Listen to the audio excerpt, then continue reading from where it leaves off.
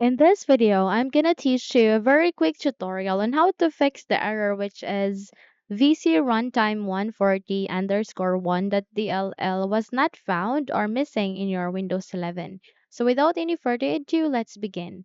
First of all, we need to identify first our system information or our system type. So we can identify or how we can know. Here at the bottom search bar, please type for info. Once you've typed it, wait until you'd be able to see a best match in this window, which is the system information. Navigate to the right side, click on Open to proceed.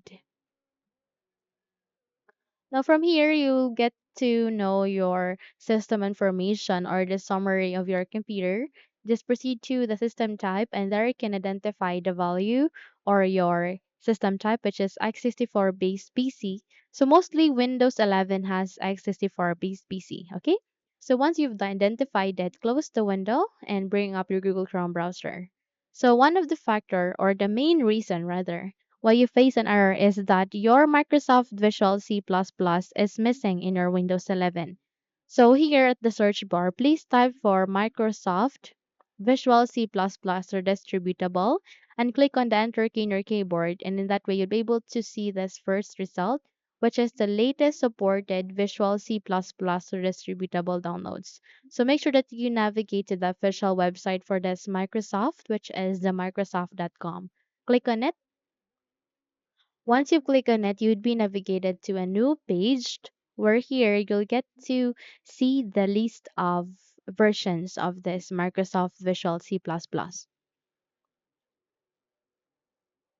Okay, so wait until this page should be ready first before we continue.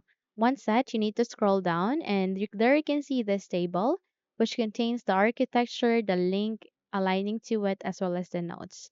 So here, that is the importance of knowing the system type because we need to proceed to the link that is in accordance to your system type. So if you have an ARM64 based PC, proceed to the first. If you have x86, proceed to the second.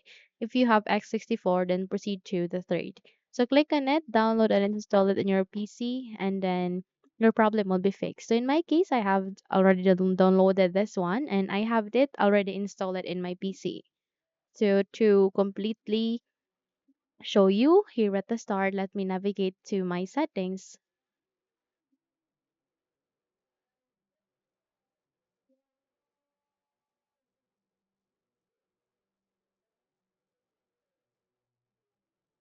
Okay, so let me show you my Microsoft Visual C++ here installed apps.